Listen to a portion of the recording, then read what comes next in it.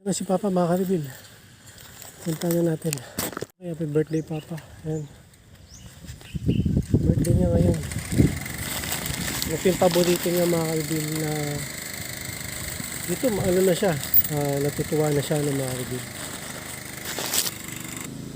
Okay Papa. Nakantahan kita Papa. Happy birthday to you. Happy birthday to you. Happy birthday, happy birthday, happy birthday to you. Pa may ano ko. Idala ko sa iyo. Ito yung gusto mo dito. Ito Papa. Ang gusto ni Papa no mga ka-reveal. Lalagyan ko ketchup.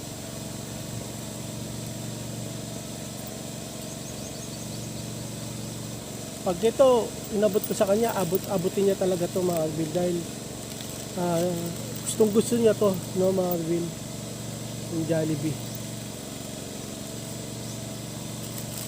Ayan pa, happy birthday, maraming salamat po sa lahat, mahal na mahal kita.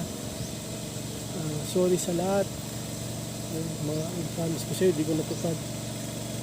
Pero maraming salamat sa lahat pa. Mahal na mahal kita. Happy birthday pa. Hindi ka na namin makakasama.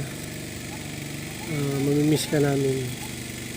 Tuwing okasyon, ikaw ang sentro. Kaya ikaw ang dahilan kung bakit kami masaya pag okasyon. Pero ngayon wala ka na. Mahal na mahal ka namin pa. Maraming salamat pa sa lahat. Papa mga ka-reveal, tinuruan niya ako mag-basketball.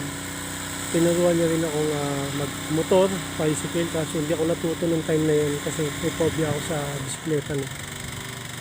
Pero ngayon pa, marunong na ako mag-motor. Kaya ko na mag-bicycle din. Yun. Maraming tinuro sa akin si Papa. No?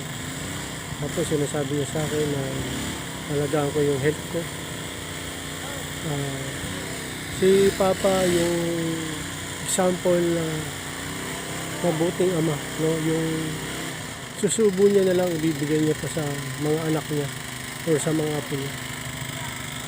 Yun, lahat kami magkakapatid, isa lang sinasabi.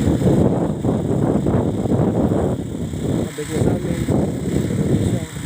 Kahit mawalan na siya, mabigyan niya kami.